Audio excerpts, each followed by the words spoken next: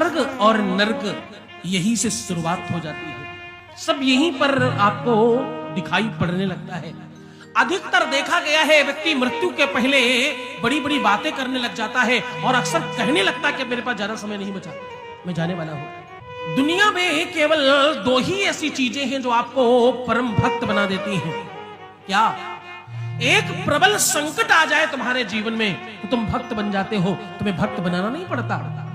जैसा तुम्हें चोट लगने दो चलते हुए, तुम्हारे पैर में ठोकर लगने दो, तुम्हारे मुख से ऑटोमेटिक भगवान का नाम निकलेगा, बिल्कुल स्वयं वो बाहर आएगा। उफ भगवान, ओ माय गॉड। अंग्रेजी हो हिंदी हो पर तुम्हारे मुख से निकलेगा भगवान ही। G for generator, O for operator, D for destroy करने वाला तुम्हारे मुख से निकलेगा जरूर। बस संकट आने की जरूरत है। जितना भारी संकट उतने ज्यादा बड़े तुम भक्त। जितना प्रबल संकट आएगा उतने ज्यादा बड़े भक्त बन जाओगे तुम मंदिर भी जाओगे, तुम पूजा भी करोगे, तुम सारे काम करने लगोगे उस बीच में जो तुमने कभी नहीं किया हो। और एक बात कहूं, एक बार सुख आ जाए, धन आ जाए तो इंसान धर्म से दूर होने लगता है।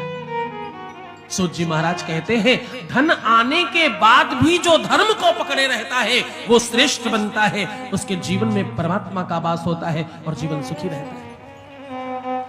धन है तब भी परमात्मा है, धन नहीं है तब भी ईश्वर है। ईश्वर सर्वत्र है और हमेशा है। ऐसी मान्यता के साथ जीवन जीने वाला श्रेष्ठ होता है। लेकिन अधिकतर लोग जब संकट आता है तब भगवान को याद करते हैं। एक संत कहते हैं कि भगवान की तो उत्पत्ति ही भय से है, डर से भगवान जन्म लेता है। बोले ये जो स्तुति तुम करते हो राम के जन्म पर, उसमें साफ साफ लिखा है कि भय से भगवान प्रकट हुए। जब ये उनका भाव है, मैं उसे संशोधित कर नहीं रहा, ना ही उसमें अपनी संस्तुति दे रहा हूं, मैं तो केवल आपको वो बात बता रहा हूं। हाँ? वो कहते, तुम कहते हो जन्म पर कि भय प्रगट कृपाला। क्या तुम गाते हो ना भगवान राम के जन्म पर, कृष्ण के जन्म पर, भय प्रगट कृपाला दीन दयाला कौशल्या हितकारी हर्षित महतारी मुनि मनहारी अद्भुत रूप विचारी लोचन अभिरामा तनु घन श्यामा शोभा सिंधु करारी। तुम कहते हो ना इस स्थिति में कि भय प्रकट कृपाला, हुए नहीं, भय से प्रकट हुए कृपाल। ऐसा संत कहते कुछ कि जब भय आता है जीवन में तो भगवान आता है, संकट आता है तो वो भक्ति लेकर आता है, दुख आता है तो वो तुम्हें भक्त बनाकर जाता है। और दूसरा, जब मृत्यु सन्निकट आ जाए, तुम्हें मृत्यु दिखाई पड़ने लगे, उस समय तुम परम तत्व के जानकार हो जाते हो। ये केवल स्वयं के मरने पर नहीं, जितनी बार तुम शमशान जाते हो ना, और अगर तुमने सच में जरा सा भी गंभीर चिंतन कर लिया तो मन कहता है यार सब बेकार है, कुछ पता नहीं। देखो अभी कल कितनी ठीक थे और आज ही इनकी मृत्यु हो गई। क्या उम्र थी अभी, क्या उम्र थी इनकी जाने की, और देखो वो कैसा हो गया इनके साथ। उस समय तुम परम तत्व के ज्ञान हो जाते हो।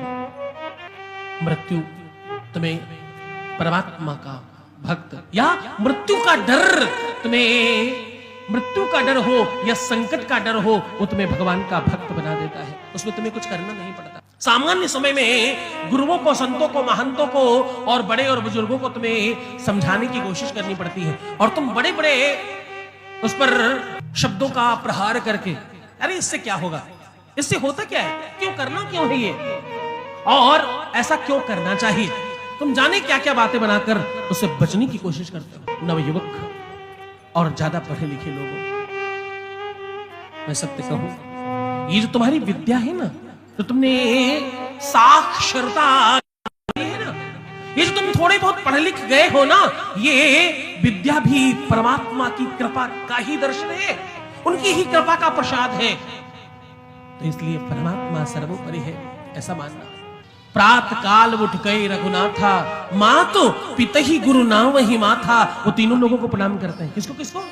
माता, पिता और गुरु, जो तुमने अभी सुना। भगवान राम के जीवन का दर्शन देखिए, वो कुछ और नहीं करते, उनके जीवन में कोई बड़ी प्रबलता नहीं है, उनके भगवत्ता का दर्शन इतना ही मात्र है जो मैं कह रहा हूं। क्या? प्रात काल उठ गई रघुनाथा, मातु पिता ही गुरु नावही माथा। बस उनको प्रणाम करते हैं। इसके प्रभाव से क्या हुआ?